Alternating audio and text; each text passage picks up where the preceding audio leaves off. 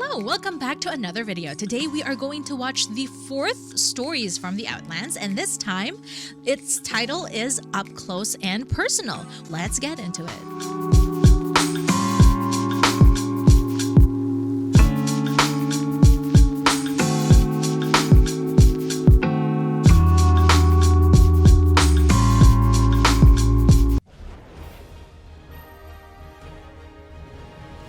What?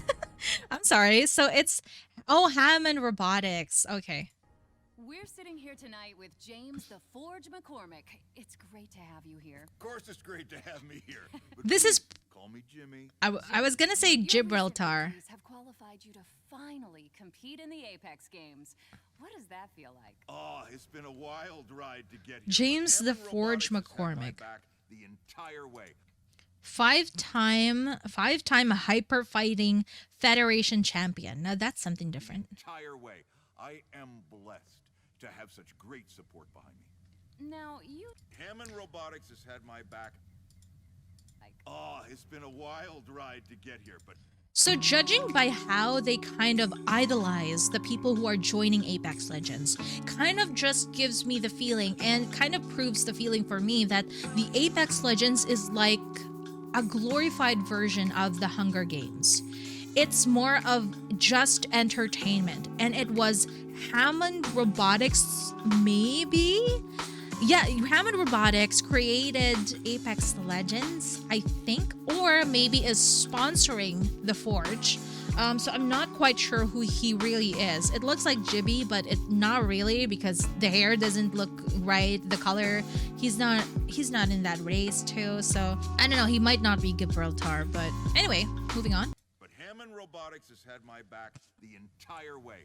I am blessed to have such great support behind me. Now, you've been hailed by many as the people's champion, but some still believe that you are not ready to be an Apex Legend. Look, the Legends are great and they deserve respect, but they've never faced anyone like me. And when we hit the ground, I dare any of them to bring the fight up close and personal. We seem to be having some technical difficulties. Sorry about that. Don't worry. Revan!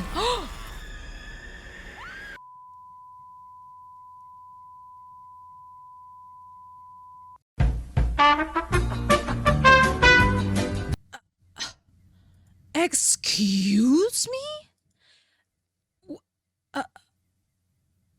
Well, that's a sudden turn of events.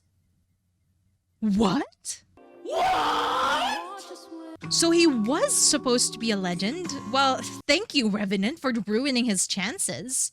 It's confusing. Hold on. Let me patch this up. First, I can't believe someone just died in front of me. So it isn't Hammond Robotics that developed Revenant, right? Hammond Robotics is sponsoring the Forge. He was supposed to be the person who was going to join the roster of Apex Legends. Unfortunately, he hasn't touched the ground yet and he already died. So, but if he is sponsored by Hammond Robotics and Revenant killed him, that might just mean that Revenant is seeking revenge against Hammond Robotics. Like, I've watched this story when Revenant killed Loba's mother and father, and I learned that they aren't really the owners of Hammond Robotics, but they're somewhat important people in Hammond Robotics.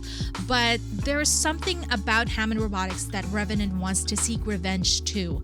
Now, I still don't know if it was Hammond Robotics who also built Revenant, and maybe he's just a failed experiment and now he's trying to seek revenge, or is Revenant somebody else's robot? Well, I know he was a human once before from the trailer that I've watched with Loba. No, I'm sorry, from Revenant's release trailer, the season trailer for that. So we learned that he was once human turned into this monster. So he has a very deep story. I just don't understand where this all fits in. But you know, it gives me more insight. First of all, now I know that Apex Legends is really just an entertainment for everybody. It's like, it's literally like the Hunger Games. I don't know who enjoys watching it. It seems like everybody enjoys watching it. I'm not quite sure that if they die in the Apex Legends games? Or is there something like they are struck by something that allows them to keep respawning every time, right? Because there is a respawn beacon inside the game itself. So it means they're not really dying inside the game. And this is why Revenant wants to kill this person even before the game starts, because, well, if you kill him when the Apex Legends starts, it just might not, it's not gonna make sense because you're not really dying inside the game. So it gives me more story. It doesn't answer all my questions, but it is a very good like addition to the knowledge that I already have about trying to figure out what Apex Legends is all about and why are they fighting each other. It's very unfortunate for the newscaster to have to actually witness that in front of a live audience and just somebody killed in front of him. It's too bad. I think like Forge would have been a great addition to the Legends. RIP, RIP to Forge, who had great dreams of joining the Apex Legends but never actually stepped into the ship enough to, because he died. So it was a very well produced trailer. The way that it started from a news broadcast, and you can immediately he started from a news broadcast and it ended with this like thing. I don't know what it's called, but the thing that they show up when they kind of abruptly stop whatever is playing on TV. So it gives us a backstory.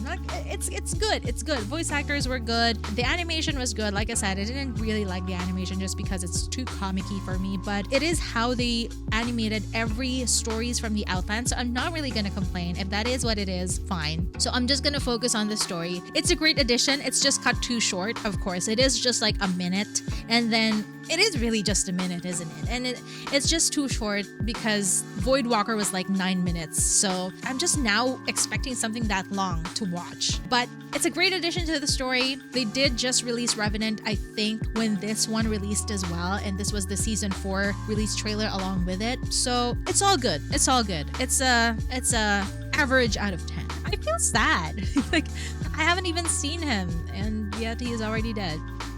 RIP. Anyway, thank you so much for watching this episode with me. I hope to see you again in the next episode. My name is Anna, I'm a voice actor. I'm an addicted Valorant player who turned into an addicted Apex Legends player, and I will see you in the next series of Stories from the Outlands. Bye!